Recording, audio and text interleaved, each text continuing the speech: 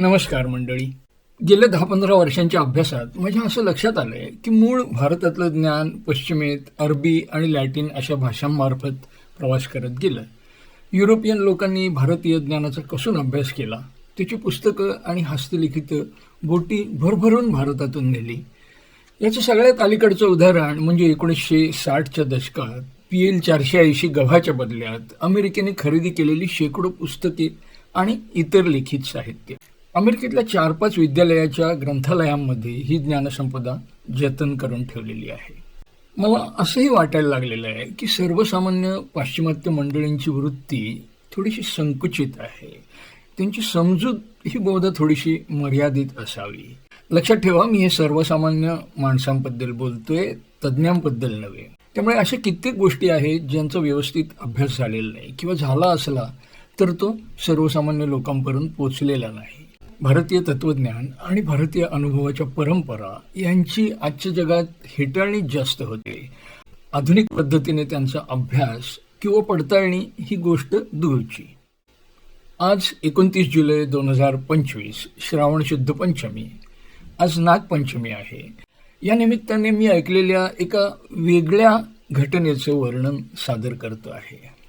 मला ही घटना समजलेली नाही. ज्या व्यक्तीने या अनुभवांचं वर्णन केलं आहे त्या व्यक्तीला मी प्रत्यक्ष पाहिलंय, त्यांचं भाषण ऐकलंय. त्यांचा वेदांताचा व्यासंग फार मोठा आहे.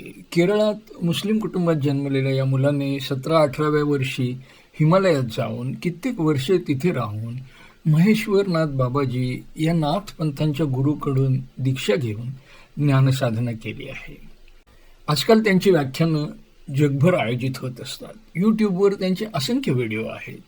बाबाजींनी त्यांना मधुकरनाथ हे नाव दिलं आहे. आज जरी ते श्री एम या नावाने प्रसिद्ध असले तरी पुढील वर्णनात मी मधुकर किंवा मधुकरनाथ हे नावच वापरलं आहे. पुन्हा एकदा सांगतो की मला ही घटना समजलेली नाही. नागपंचमीच्या दिवशीचं एक औचित्य म्हणून मी ती इथे सादर करतो आहे. मधुकरनाथ असं सांगतात, एकदा असं झालं, रात्र होती. ते झोपायच्या तयारीत होते, पण महेश्वर बाबाजी मात्र समाधी लावून बसले होते. त्याचवेळी एक मोठा गडगडाट होऊन एक अद्भुत प्रकाश गुहेत बाबाजींसमोर अवतीर्ण झाला. बघता बघता त्यातून एक निळ्या रंगाचा नाग उभा राहिला. मधुकरनाथ गडबडून गेले, घाबरले. हे खरं आहे का स्वप्न हेच त्यांना समजेना. बाबाजी आणि नाग यांचा संवाद सुरू झाला. समाधी अवस्थेशी निगडीत असलेले काही ध्वनीही उमटले. त्या चर्चेमध्ये दोघांची बऱ्याच बाबतीत सहमती असावी असं वाटत होतं. एवढ्यात बाबाजींचं लक्ष मधुकरकडे गेलं. घाबरू नको, जरा पुढे सरक आणि त्या नाग स्वरूपाला नमस्कार कर, असे ते मधुकरला म्हणाले. मधुकरने त्याप्रमाणे वाकून नमस्कार केला. बाबाजींनी मधुकरला सांगितलं की ती आकृती म्हणजे नागलोकीचा राजा होता आणि तो काही बाबतीत बाबाजींशी चर्चा करायला, त्यांचा सल्ला विचारायला आला होता. एवढं सांगून बाबाजी पुन्हा नागराजाशी चर्चा करू लागले. काही वेळानंतर तो नागराज पुन्हा आपल्या कोशात परत गेला आणि एक मोठा आवाज होऊन आकाशात अंतर्धान पावला. मधुकरनाथांचा नागलोकाशी दुसरा संबंध हा बऱ्याच काळानंतर आला. महेश्वरनाथ बाबाजी जेव्हा इहलोकीची यात्रा संपून देह सोडून गेले तेव्हा त्यांचे गुरु महावतार बाबाजी यांच्याबरोबर एक तरुण माणूस होता. तू याला ओळखलं नाहीस का, महावतार बाबांनी विचारलं. नाही, मधुकरनाथ म्हणाले. तो नागलोकातला आहे, महावतार बाबाजी म्हणाले. मी फक्त नागरूपात त्याला बघितलं आहे, मधुकरनाथ म्हणाले. तो विविध रूप धारण करू शकतो, महावतार बाबांनी सांगितलं. मधुकरने त्यांना नमस्कार केला.